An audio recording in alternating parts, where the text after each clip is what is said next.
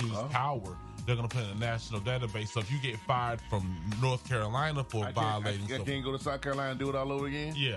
Or you can't go to California. Okay. I'm cool with that. I'm cool with that. And that's about it. That's it. Yeah, literally, that was it. Yeah. Who's going to stop somebody from doing a no-knock warrant with no camera? I'm like this. My thing is, if the one thing that I would want it in that executive order is if a cop was to kill someone unjustly, it's automatically unpaid time out. I mean, investigation. Yeah, suspension. While the investigation, you're just not going to get paid. I don't think you should be able to get paid after taking a life. And they should have their own separate insurance. Yeah. I bet you that slow a lot of bullets down. Think about it. You have their own separate insurance, and you're found guilty of committing that crime. Whatever's on that insurance goes to whatever victim's family. Then on top of that, you still lose your job. Yeah. So there needs to be consequences for the actions. If we sell drugs, we get caught, we go to jail. Consequences for actions. I think there should be.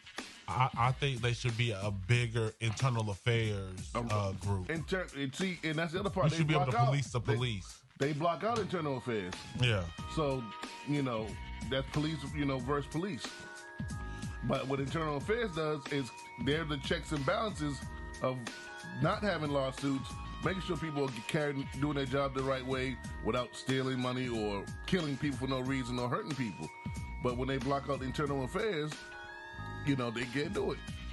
And it's crazy. I like internal affairs. Cats don't understand. But I like it. Cats don't understand that the biggest thing is cops are crooked. Remember American Gangster? Oh yeah. That was out of all the cops, there was only one cop that would have turned in that $1 million. It was the one that found it. Yeah.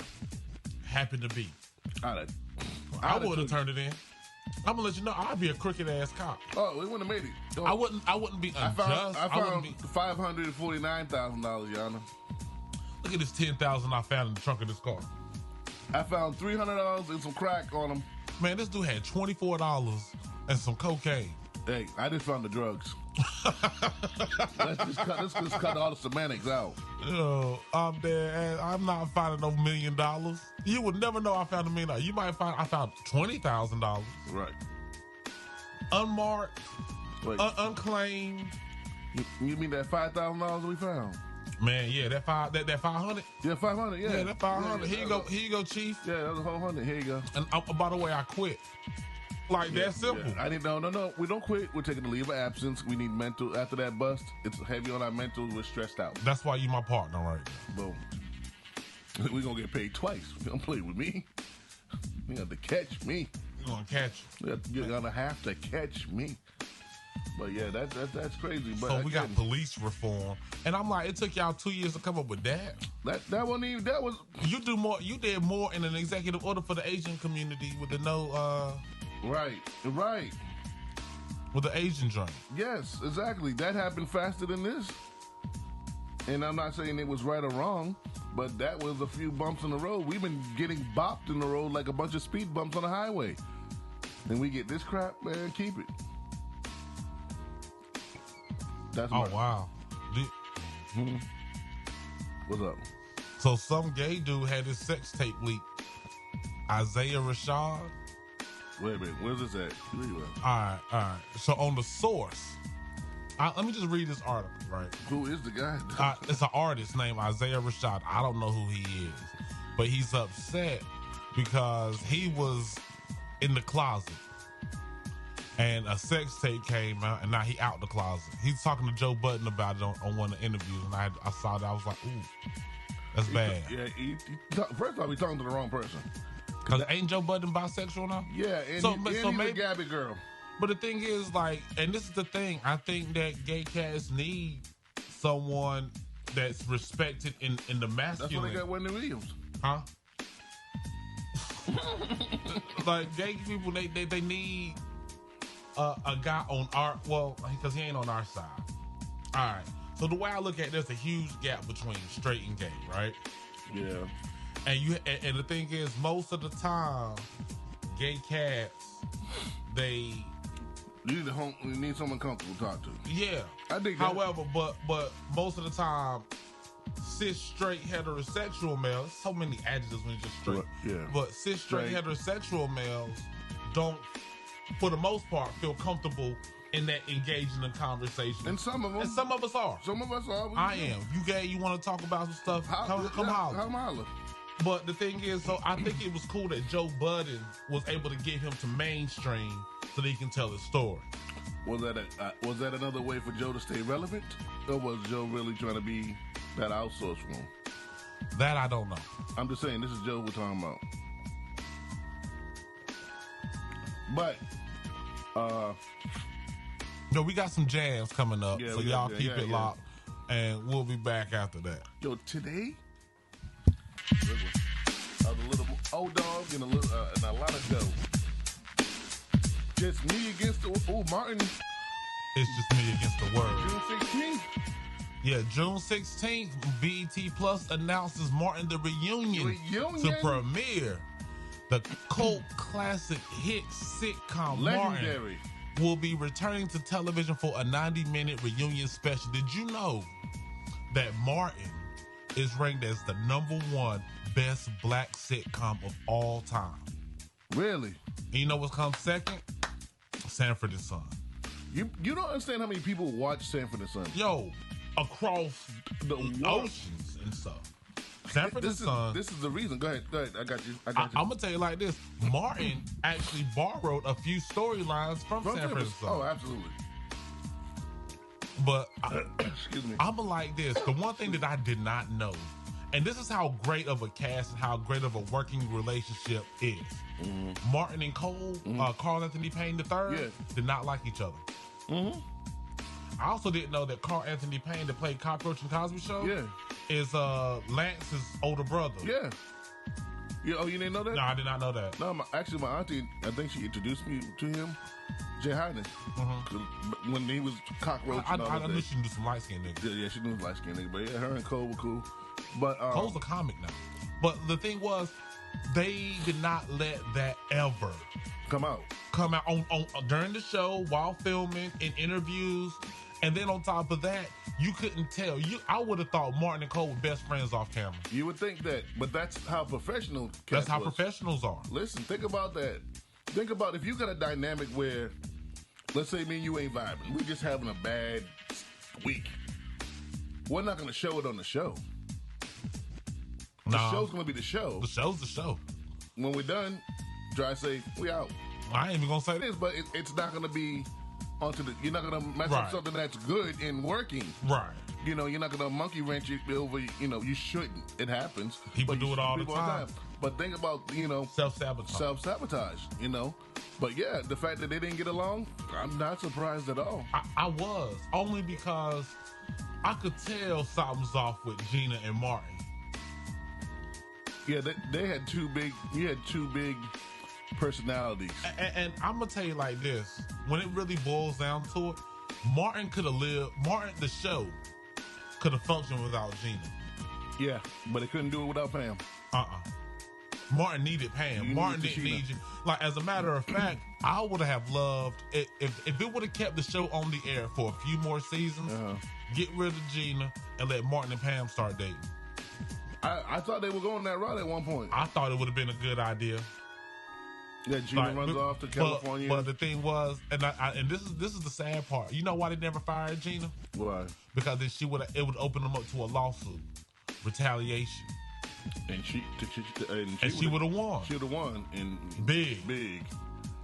But so that's why they didn't get rid of it. They filmed scenes in different, locations and things, and they never was on camera together. But even when they were together, which is a lot of times, most of the episodes, they still pulled it off like a professional show. Yeah, and that speaks highly on everybody, including the crew, on that, because they on pins and needles behind that camera, like, oh Jesus. Yeah, they hear everything that's going to happen beforehand. Exactly, and even in the as nasty as it was. They still, like you said, pulled it off. As nasty as that was, they still kept it together for the show. And they were young. Yeah. They were very young. They were in their young mid-20s. Mid-20s with a lot of money. You can't check nobody that got a lot of money in their 20s. You can't check $1 million ego. Especially a 20-year-old $1 million. 20 black people with $1 million? Who are you talking to?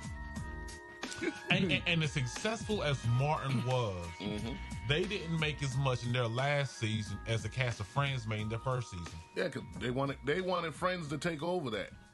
They didn't want everybody to be all about the Martin Show. Yeah. They wanted, because everybody, white people know about Martin Show. And Seinfeld. Martin was Black Seinfeld. Yeah, literally. But think about that. So you got Martin, Black Seinfeld, Living Single, Friends. No. You don't think Living Single was Friends? I think Living Single was Golden Girls. You know what? I didn't ever thought about it like that. Khadijah was Dorothy. Yes. Sinclair was Rose. Regine was Blanche. And Max was Sophia. Damn, that's a dope revelation right there. Yeah. That's a dope. So Living Single went up, but Golden Girls with a younger black cast. With great cameos. So yeah, exactly. So like to me, I never felt like Friends was a ripoff of Living Single because Living Single was already a ripoff of another show. Now I think that the situational comedy and the styling of Friends was like that, but to me, I think How I Met Your Mother was a ripoff of Friends. I don't think there was no such thing as a creative idea, especially How I Met Your Mother. Yes. How I Met Your Mother. But I love that show. So much better. I'm gonna tell you, Barney. Listen. And the episodes with him and Wayne Brady. Yeah, listen.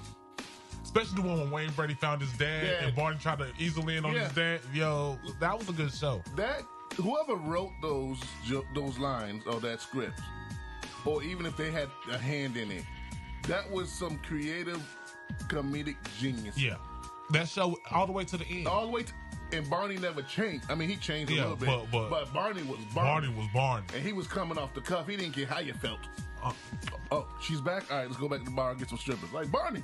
Yeah, like, I'm going to tell you, and the thing is, and this is as an adult, CBS on Monday nights is the equivalent of TGIF in the 90s. Absolutely. Because, I mean, that was when you had How I Met Your Mother, you had 2.5 Men, Mike and Molly, and then Two Broke Girls. Yep. There was always that one that rotated through. But I'm a big fan of Two Broke Girls. I don't care what nobody says because I love Max. I love Garrett A. Morgan in that. Oh. Not Garrett A. Morgan, Garrett Morgan. Garrett Morgan. OG. Yeah, I mean, great cast, the Oleg, all of them. Oleg is a G. Matt, I'm gonna tell you like this, and this is where I really, Max was a good character, but to me, she was tapping into the whole sass of a black woman. Her backstory was poor enough to. I would have loved for Max to have been a black girl. I think it would have put too much pressure on the old girl. Nah, and that's the thing. Because she does better now on Neighborhood. Yeah, she does. She does great with Tashina Arnold. Yeah. And I think that Two Broke Girls would have been a little bit better because, see, Max had two. She was basically the white girl, but she had like a little flavor to her. She had flavor. She had style. She had flavor. Yeah. But the thing was, like, could you imagine, like, if there would have been like a black girl, a hood sister? Not saying the line she was saying, like bagging how she would just grab a dude and bag him. It'll be an uproar. Oh, you get the black girl saying that she's a hoe and doing stuff like that. I see where you're going with it, but I can also see the backlash. Yeah, there would have been backlash to it for misappropriating the black race. And all that other stuff. But I just think that like it would have been more authentic. Yeah, I mean, going back to Sanford and stuff. Sanford and Son. Sanford and Son. Remember when they had Cal up there when they changed it to Sanford? Yeah. Like, I like Cal though. I ain't gonna front. Cal was fun. Well, it was a funny punchline. Right, yeah. But they come from an era of not slapstick comedy. I'm gonna say what I'm gonna say comedy. Yeah. And the older white people, the ones you don't think who watch it, they watch it because this is the era of Archie Bunker, the Jeffersons. These were shows that pretty much bent the rules every time they went on air. So you're gonna get a Jew joke, you're gonna get a nigga joke, you're gonna get a cracker joke, you're gonna get an Indian joke, you're gonna get what my man say about. He used to give Jose hell. He gave Jose hell. He gave us the clip to start shooting at Jose's. But that's how it was. Like, and I'm gonna tell you, growing up in this era, right? It was like this: white people look down on black people, black people look down on Hispanic people. Hispanic people look down at the Asians. And Hispanic people look down on the black people. Oh yeah, they went back and forth. It was like back and forth. Like a rotating thing. We're going to be next. No, we're going to be next. Yeah, we're like, it was like a fight for second class citizenship. Right, yeah. You know what I mean? And I always understood, but I never liked it. Right, but that's what the narrative was, though. Yeah, that's how the world was. But yeah, I mean, that's how it is. It is like that now. Because what my man Sanford said in the doctor's office, he goes, "Oh, don't you know hypertension kill more black people?" He goes, "Nah, Nick, I thought it was the cops." Like, I mean, But- Fred had this. But I'm gonna keep it a band with you. One show that I thought was trash, and I still think it's trash, was Good Times. Good Times lost its flavor and flair. When they never made any progress. Yeah, they never until I watched the last season recently. Because I like to know what I'm talking about. They took over the house and Homeboy. Like in one okay, so it's 6 seasons of Good Times. Right. 5.5 seasons. Nothing but struggle. In one episode, Keith, Thelma's husband, ended up getting to the NFL because his knee got better. Right. Walona moved to the north side. Keith bought a penthouse and he's moving to Florida, and they found they living in the same building. JJ sold a comic strip. And Michael went off to college. All in one episode. Right. It was third from last. Right. The next episode after that, Florida's cousin came, who was rich. Right. Gave her 10 G's and bought her a house. And she was like, "No, I'm good. Take your money back or whatever." He lost all his money and came back and got the 10 G's.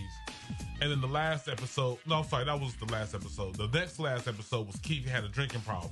Like, why would you get a drinking problem and start being all depressed and stuff like that, not being able to find a job? Right. After all that, I think that the episode that aired third to last should have been the series finale. But at the same time, don't let us watch a family struggle for 5.5 years and then give us one day. That should have been a gradual thing. Yeah. Because JJ been drawing and doing paintings all the whole time. Like you could have little bits of success. Like, for example, okay, you're still in the projects, but maybe now you're not throwing rent parties on. Right. Maybe it's a bigger apartment. Maybe y'all get a better place. Right. It's still in the projects, but you know. No, not just out the projects. You still have problems. Problems, yeah. Like with money, with more money, more problems. Correct. So I loved, even though I hate Roseanne now. Because we hate her. Yeah, not the show. Not the show. The show was freaking phenomenal. But I loved how they hit the lotto. Yeah. I love that because it was like you get to see people that you care about, because you grow accustomed to care about characters on TV shows. Absolutely. And when you see people, that makes you come back. Yeah, it's like we can get a couple of happy endings. Exactly. Just not a lot of happy endings in the project. I know, and that would have been that would have been the place to have it. I'm not gonna cap, yo. I see more college graduation parties in the projects than anywhere else. Yeah. And it is what it is. There ain't nothing you can do that. You raise, like, you know, because like where you start is not necessarily where you're going to finish. Yeah. But like I said, with that slapstick, and like people like used to look at me funny, like, you like Archie Bunker. First off, I grew up on him. Number one, I like Archie Bunker. Right. But I'm listening to what this man's saying. You know, I'm listening to and it's funny. And it's funny. And he has points. But then when my man George moved in the neighborhood or whatever. Yeah. When he kissed him. Kissed him. I said, game is on. Because, you know, Archie was their TV tough guy. You know, that guy. And then him and George went at it. And when George but it wasn't Sherman Hemsley either. It was another dude that played George at the time. No, it was Sherman. Nah. When Archie Bunker met the Jeffersons, because Weezy was Maud's boss. No, I'm thinking about two different shows. I'm thinking about Florida Evans. Oh, you're right. You're right. It was Sherman Hemsley. I was thinking about James Amos wasn't the original husband of Florida Evans. No. But yeah, so that part there made it what it was. And like we said, even with Sanford and Son, Fred let you know how it was. You know, and that's how society was at that time, and it is right now. If you're gonna be racist, you're gonna be, if you're gonna be a jerk or a-hole, just be a jerk and a-hole. I'm like, and this is be respectful about it. The only people that when racist words really get to are weak-minded people that can't argue without getting emotional. Because I have fricasseed the hell out of some racists in my day. But you know what? That comes with growth. I was 8, nigga. I wasn't grown. Yeah, but I'm talking about like my entire life. But it was like I've always had this ability to fight with words. But I know people that could fight with words, but would go to their hands first because they were taught that defense. As soon as someone said anything, it was for you to spark. Now I've seen these people, including myself, gotten a lot better with fighting with words. I knew I could fight you with words. It was just much more enjoyable to hit you in the mouth. Oh, I understand that. It was just that I remember I used to have a anger problem. And like I smacked my dad one time because he kept beating me in tic-tac-toe, and he knocked me off the bed. And I remember my mom, she was like, you can't fight everybody. You can't just go off swinging every time. You still alive? Huh? I said, you still alive? Oh, let me tell you. So me and my dad were playing tic-tac-toe. I was 6 years old. And he's whooping my ass every game, tic-tac-toe. And my dad was a junk talker. Right. So my dad's talking junk, whooping my ass, talking junk. I got so mad, I went. My dad went. And I went right off the bat. But stung. Right. That was like the first time I ever got slapped and it stung. Right. Know? But my mom was always like, you can't keep, hitting because you get mad or whatever. Right. So then I was like, what am I supposed to do then? She was like, you're supposed to use your words. And I was like, I didn't even know what that meant. Right. So one day I was in class and I let me go ahead. I went to school in the 80s, early 90s, as far as elementary school. Okay. All right. So during elementary school or whatever, during class one day, Russell Jeanette, couldn't stand him, he couldn't stand me. Okay. Said some racist stuff. Right. I talked about how this dude looked like Howdy Doody for an hour and a half. You found your niche. Yeah. The class is rolling, tears is coming out. People saw my stomach hurt. This is what I'm hearing. Right. Like every time Miss Jackson would say anything, I was getting like every opening she would give me. Right. Any space in between. Hit. And I ended up getting sent to the principal's office. Like she done wrote my name on the board, put a check beside it, put another check beside it. Oh, 3 checks. You're out. I was out. Went to the principal's office, got in trouble, went home. I'm talking about the very next day. My mom was like, see? And I got in trouble, got my ass whooped and all this other stuff. And I was like, I might as well whoop her ass. Might as well whoop her ass. But the feeling I got from hearing the people, from hearing the laughter, made a difference. Yeah. So at that point, I just always use because people don't understand, but I went to a majority white school. Right. Like everybody hates Chris stuff, except I was Caruso. Okay, that's different. That's different. But you gotta understand, I went through that because we were very poor, so I didn't have all the gear like everybody else. I had friends; they were dressed fresh. So we ragging on the city bus. We take city bus to school, school bus, and so we be ragging on and joking on each other, blah blah blah. So I always get hit for my clothes. I already knew what's coming. Ain't nothing I can do about it. I don't work, nigga. So I gotta wear what I got to wear.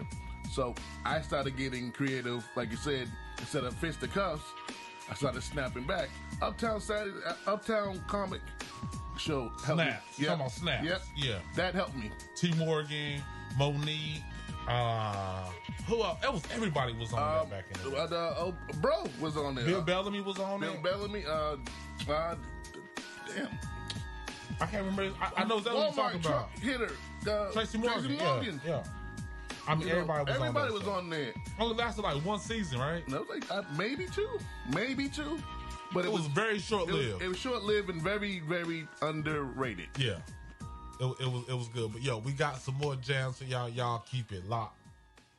Mr. White Man's back. Hey, Mr. White, what's up, partner? Hey, let me ask you a question, P. Is it me, or do light-skinned niggas when they fart, it smells so much worse? It do. Have you noticed that? Yeah, they got that lactose from the white part. I don't know what it is about light-skinned niggas, but when they cut one, they cut it hard. It is the worst. That's why they have bowel problems. That's why they're always in the bathroom. Man, I was like, that's probably why they bruise so easy. Like fruit. I just thought about that. I don't even know where that came from. Light-skinned people in general. But I gotta write a joke about that, cause light-skinned cats, man. Like my older sister, she was light-skinned. Man, when she would cut one, it would be the raunchiest. And I always thought about that, man. So let me ask you this, bro. The 2011-2012 All NBA team versus the 2021-2022 All NBA team. Who you got? All right, so I'm gonna give them to you. Yeah, give it to me. All right. So you got Kobe, LeBron, KD, Dwight Howard, and Tim Duncan. That's 2012. Yeah, it's 2012. Okay. All right. Then in 2021, you got Giannis Antetokounmpo, Devin Booker, Luka Doncic, Nikola Jokic, and Jason Tatum. Who's winning that series? I'm going 12. Hell yeah, 12, man. It's not even close. It's not close because look, I mean, you brought Timmy Duncan into it. That just changed the dynamics in the middle. Yeah. Off a rip. You got LeBron running point. You got LeBron running point. You got Kobe running 2. You got Kobe running 2. KD running 3. 3. You got Tim Duncan running 5. Right. Who was the 4? LeBron, Kobe, KD, my memory. Tim Duncan. Oh, no, you got Chris Paul running point. He gonna get hurt, but you might as well have a 6 Yeah, on so the bench. you got Chris Paul running point. You got Kobe running 2. You got LeBron 3. KD 4. No, Tim KD 4. 3. LeBron 4. And KD 5. KD Tim Duncan 5. No brainer. That's crazy, right? That's ridiculous. That's a rape. That is an undefeated team in any era. In any era. They're not getting off the court. Bring them some Gatorade. Bring the cooler. Just like and a porta potty. I'm going to say that out of all basketball hot takes, the absolute worst one to me is when they say Larry Bird could beat KD. How? There is no way. How you can't even put them in the same category. KD is way better. KD is a way better player than Larry Bird. Like you would have to put. Okay, it's almost like putting what they say. The Knicks or Detroit, during their heyday when they were good and sparky, versus like Golden State or something like that. See, now that's a good now like Golden State now, even Golden State without KD, right? But versus that era team, Golden State wouldn't be able to make it. No, Golden State would destroy them. I'm gonna tell you why. No, because they don't have to drive the paint. They keeping you outside, and I'm gonna tell you something. Right, but this is what I'm talking about. Steph will kill Isaiah Thomas, and Clay will kill Joe Dumars. I'm trying to tell you this though, especially when you have the screens, because the number one, they had illegal defense. I'm talking about back then, and now you take Golden State now, and put them in the arena of that era. How the rules were then. Okay, so then you don't get to set the screens like you can. Right. Not even just that, the physicality of, even if you're doing a three-pointer, how many times did Reggie Miller get popped hitting that three? Yeah, but you only get 5 of them. Hey, they got 13, I'm just like, they got 13 thugs on the bench. This is the problem. This is the problem. Because if you take Golden State and put them then, right? Mm-hmm. At the time, they're not used to a cat pulling. So you're going to be back, like waiting for him to get to you. And by the time he even he's pulling one wide open, he's hitting it. And you're like, you ain't going to do that again. And then 21 points later, you still going. Now you own him. So then he hit you with one of them ooh-wops that they do now that they couldn't do back then because they didn't know that it was unheard of. Yeah. And bam, you splat like there's no way it's just crazy that any team in the 80s, including the Lakers, who I'm a diehard Showtime Lakers fan, is seeing Golden State on that aspect. But they would in that aspect because it's such it's a Steph Curry changed the game. First of all right, good game, Golden State. Good game. Well, they're in the finals. They finished last night. Yeah, they're in the finals now. Yeah. But I'm talking about just Steph Curry alone changed the whole landscape of the game. The same way Bronny did. Yeah, Bron made the point forward a power position again. Right, because it was never held or seen as a power position. Yeah, because the last point forward was Magic Johnson. Right, but he didn't even know he was a point forward. He didn't know exactly. Now they got names and categories for these things. But in all aspects of the deal, Magic Johnson to me was the first positionless player. Yeah, they just didn't have a name for it at the time. Hey, go over there and cover that space. And since Magic, there's only been 2-3 that I consider positionless, and that's LeBron, KD, and Paul George. Paul George ain't the best positionless player, but he can rotate. He can rotate and hold and he's his a great defender. He's a wonderful defender. Just like the shooting big man. Right. Like could you imagine bringing Dirk, or I even go to your squad, the Celtics, the big three Celtics of the 2000, mid 2000, early 2010s, that Celtics squad, taking them back, and they having the whole KG, and KG taking you out 18, 19 feet and skying for a jumper. Right. It would be unheard of. The only thing about that would mess up with KD is he has to play KG. And KG gonna be in that dude's ear the entire time. I'm talking about if you take the big three, Kevin Garnett, I'm saying, and take him to the pad. What I'm saying is, all right, go ahead. I'm thinking about the mental part. Go ahead. Yeah, if you take KG and Paul Pierce, right, that's a lot. No one's holding, and that's what I mean by evolution. Right. So and then if you take them from the past and bring them to the future, them screens and the new rules, like for example, the hand check rule helped Michael Jordan more than anybody. Yeah. If there was no hand check, Michael Jordan would be fouled out in the second quarter. Sometime the first quarter. I ain't gonna hold you. Yeah.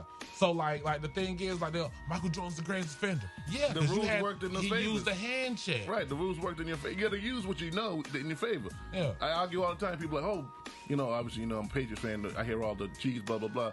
I said, now, if you go on NFL.com. Tom Brady admits to the tuck rule. Hey, he got it. He admit that was a fumble. He said that was a fumble. But the fact that your coach knows all the rules that he can challenge somebody that ain't reading the book. Bill Belichick is the best coach in NFL history. He came up with a scoring system that anybody. Yep.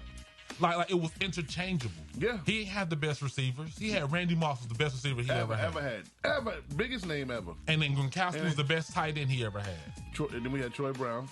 That was that guy. Yeah, he was all right. Yeah, I mean, he played quarterback, wide receiver, and punter. Yeah, he was. Yeah, he was all right. Yeah, Troy Brown. I'm not gonna say no. I'm just in my mind. I'm hearing names. Yeah, he was all right. And the thing is, though, when it comes to their offensive scheme, Brady got hurt. Castle came in. Look what Castle did. Like won the season for him. So Brady, when he came back, he went to they won the Super Bowl that year. No, we didn't because we went to the playoffs. We were it was an odd number. We was up that year. Y'all lost to the Giants. That's when Brady was. That was the year after. The year after y'all lost to the Giants. So we went undefeated until we got to the Super Bowl. No, that was the year before. That was the year before Brady got hurt. Brady got hurt the year after they went to the Super Bowl. Okay, so the year after. And then Castle came in. Castle took them all the way, and we didn't even make the playoffs, and we were 13 or something. Yeah. Which was bull. Yeah, but to have a season that strong with a backup quarterback. Because the system was unbreakable. Right. Tom Brady took that same system to Tampa Bay. Yep. That's it. I mean, somebody had to do it. But the simple fact is, I like what's going on, yo. I like to, what up, grown man logic? When it comes to the rule breakers and stuff like that, because I'm a stickler for those kind of facts, we ranked 24 out of all the NFL teams as the most cheatingest team. Y'all the most cheatingest team. No. I ain't gonna cap. No. The Patriots. When homeboy tripped from Pittsburgh, tripped that receiver. No, that was the Jets. No. The coach from the Jets tripped a receiver. No, it was from Pittsburgh Steelers. I want to fact check that. That was a Jets coach that tripped a receiver that was breaking for the touchdown. We went 11-5, my man, grown man logic. We went 11-5 and didn't make the playoffs, which was bull. And I don't even know how that little wild card crap worked. Just for the fact that Castle took it that far. Yeah. But like you said, Jets coach trips the Dolphins player. I could have sworn he was a strength and conditioning coach and got fired. Can't get a job in the NFL nowhere now. Oh, you can't. That's like that dude that blew the whistle on us. You blew the whistle not just on us. You blew it on everybody in the NFL. Because you can go to every coach's office. They all got stuff chopped and lined up on DVDs, blah, blah, blah, on scheme boards. You ruined everybody's stuff. That's why he can't get a job. Yo, so... I'm sorry.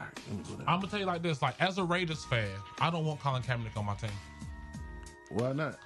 Well, I just think Colin Kaepernick, and this is the thing. To me, he's a lot like how George Floyd. He's a martyr for no reason. Let me explain it to you. I'm listening. Number one, Colin Kaepernick did not take a knee because of racism and police brutality. Now, the first time when he sat on the bench and refused to stand for the national anthem, it was solely because he was told he was not starting that game, and he was pouting. Then that was like, why did you not stand up? And that's what they were expecting to hear when they asked him why didn't he stand up for the national anthem. That's why it was even brought up, because they saw him sulking and pouting because he stood up for the national anthem the week before. Right. So he stood up for the national anthem every week before, hand on his heart and everything. But all of a sudden, this day, he didn't stand up. And there was no national media coverage over any sort of police brutality coverage that week, right? So all of a sudden, now you're growing the conscience. No, it wasn't that. But he used that as an excuse to shed light on the fact that he didn't want everybody to know that he was an immature little punk. But now, earlier this year, maybe at the end of last year, Colin Kaepernick came out with a documentary. And the documentary was about his life. And in the first episode, he compared the NFL to being slavery. Right. How are you going to compare the NFL to slavery? And you still go back so to maybe it. Kanye was right. Maybe slavery is a choice. At this point, yeah. It was a choice for Colin Kaepernick. Yeah. He's choosing to enter slavery. So for me, I'm like this. He's just way too hypocritical and too inconsistent. It's inconsistent. To be someone I would want backing up my quarterback. Because, right now he ain't taking Derek Carr's job. No. And then on top of all that, let's keep it 100%. Colin Kaepernick sucks. Only thing, that one rookie year he had, he was dope. McDaniels was impressed by Cap's conditioning arm strength. All right. I mean, he should have arm strength and be in great condition. He ain't done nothing on 5 years. He should be a specimen. He should be looking like T.O. But on that one rookie year he had, that's when he was hot. And he had a good run. Oh, yo. What I missed? So Barbie, they got a Barbie. Unemployed Barbie? Yeah, I seen that one. No. They ain't not unemployed. They got a transgender Barbie. Get the F out of here. So I just have one question, because we all know Barbies are not anatomically correct. No. Are they going to be now? Man, they gotta stop it. Look, man, stop. Leave the toys and candy alone. Like, it is being made after the transgender from Orange is the New Black. Yeah. Laverne Cox. Yeah. Yeah. Stop. This is getting out of hand. Not right. Hey, I'm just like this. Now I know what I'm buying my nieces for Christmas. Right. I can't help it. I got to. They love Barbie dolls. Do they? Don't do that babies like that, man. I got to mess their head up. You don't buy them a Transformer Barbie doll. No, we're not doing this. This is too much. And they changed the name from Barbie to Bobby. Bobby. The Bobby doll. With an eye. Just in case you can go both ways with an eye. No, I'm just joking. It's still Barbie, but I was just like, man. Bro, come on. This is ridiculous. Do you think it is ridiculous? Or do you think that transgender should have toys to play with too? No, it's ridiculous. It is ridiculous on the part of, and don't take this the wrong way, but if you do, I don't care. But there's some things, let a kid be a damn kid. If you're worried about people, influencing children, that's what their parents are there for, to guide them and hopefully put them in the right, right decision and lane or whatever. And if that child grows up and he and she decides to change, that's on them. So do you think that there is a sexuality norm? Is there any sort of norm as far as gender and sexuality? As far as what? And like an actual normal. Because the thing is, and this is where they're making heterosexual couples abnormal now. Yeah. So you want to I don't think they're trying to make heterosexual couples abnormal. More than they're trying to make it seem as if there's more than one option. It's okay to have different options. That's why we have menus. And you pick and choose what you want to add to your option. No one's throwing it in your face every day besides a commercial, which could be, underlining. But when it comes to heterosexual or being straight or whatever you want to call it, us in general, now we're looked at as, one, not part of the norm, and two, if we don't agree with you, we're automatically homophobic or we have some kind of hate towards somebody because we don't agree with you. So all this fighting that the pride people have done for all these years of coming out the closet and being, socially, we're all together, inclusive, stuff like that, that only works for their agenda when they want something. Other than that, they're the first ones to call you out your name.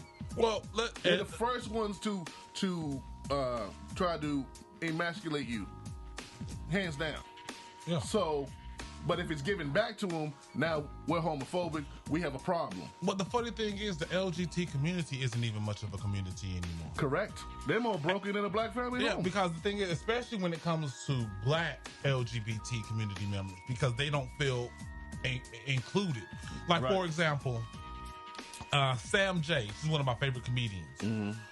She has a show on HBO called Pause. I couldn't watch the whole show because they had like a naked nigga basketball game at one point. I was like, ew, that's disgusting. Pause. Yeah, pause.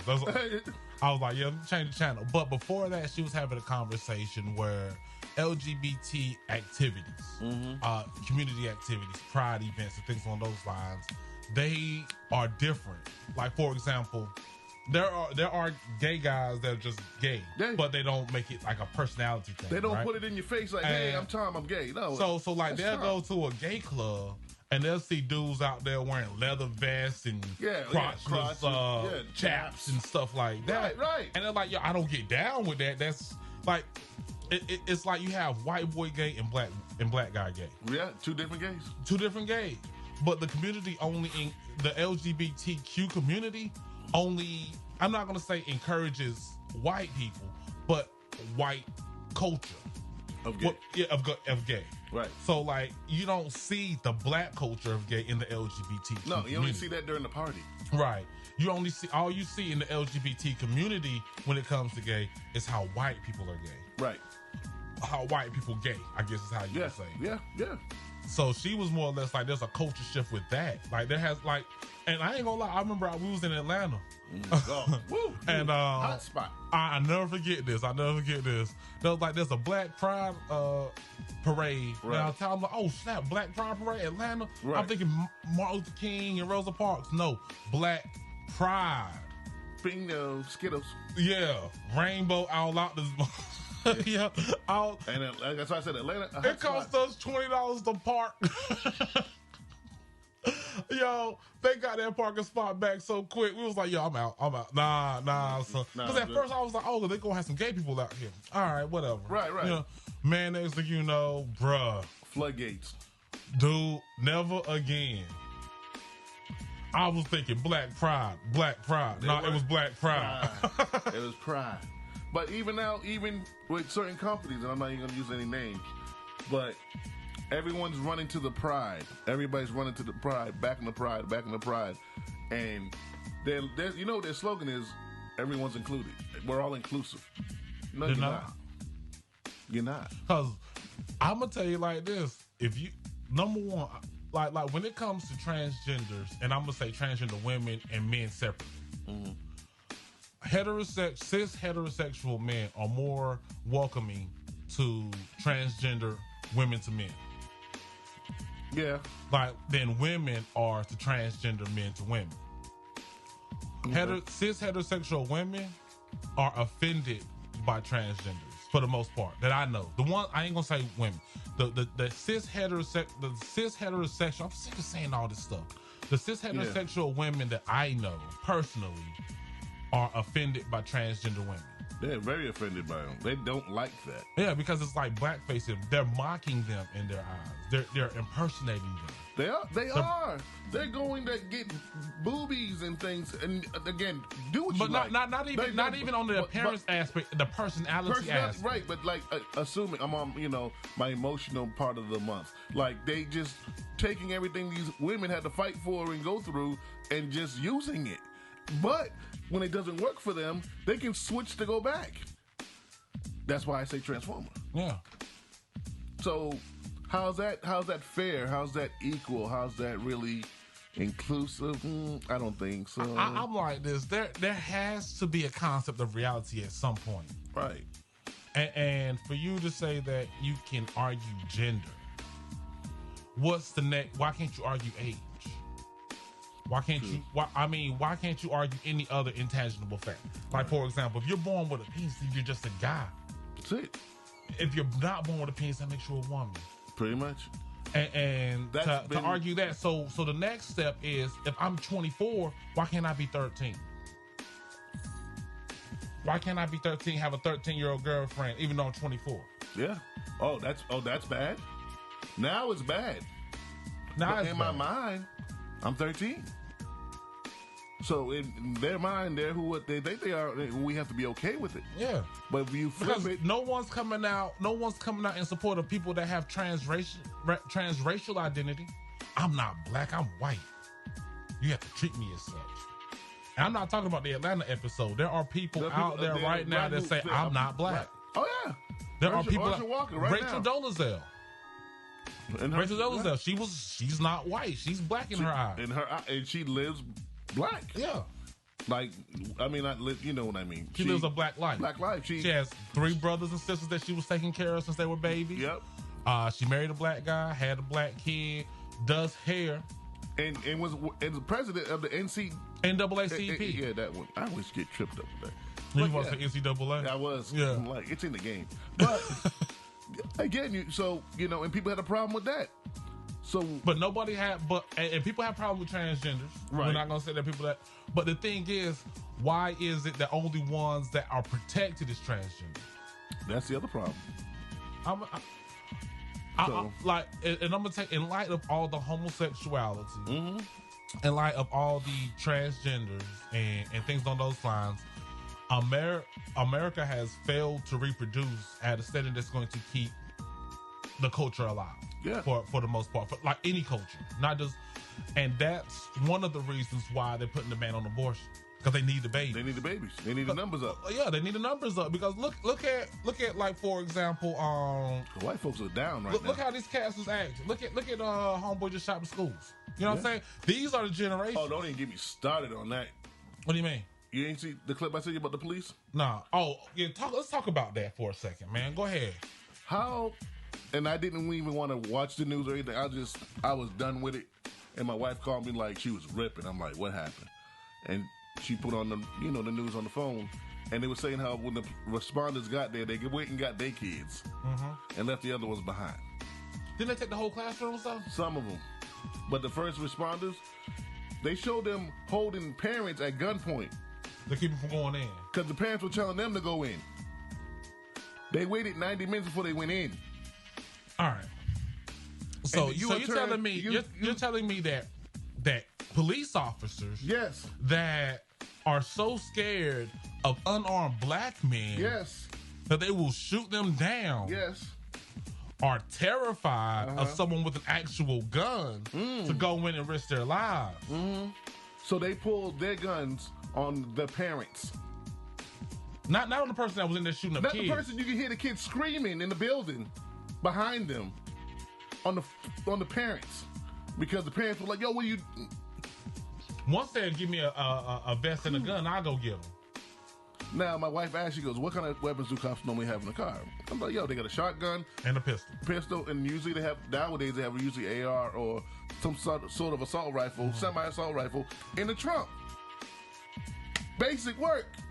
There's 40 of y'all, and you already got a vest on. Go get the kids, and you're gonna sit there. And a special unit is the one who took that dude out. It wasn't the friggin' local cops. So these parents are sitting here watching the police department go and gather their children and put them in the cop cars, and then go back to like business as usual. Come on, bro. Defund the police. And literally, that one I sent you, that cop or representative, that sheriff, whatever he was, said it. Yeah, we went and got our kids, and we got to get back to business at hand. This is already internal affairs is all over. So this could have been a lot less of death if cops had the bravery that they used to. Did they ever have bravery? They used to. Because like the thing is, and I'm gonna tell you like this: if we had like we soft, man. Like this generation of people. This generation is soft, and it's soft with two F's. Two F's. They ain't no T in it. No. It's to the point where it's just soft. Like every generation is more watered down than the last. And the crazy thing we were is, the last glass of Henny with no ice. The thing was, it's like everybody is scared to die.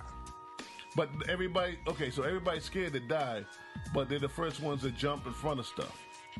Yeah. So, like we were talking, people want to use this. Yeah. So they don't want to use this. Right. So they think this equals this and this. Yeah. It doesn't.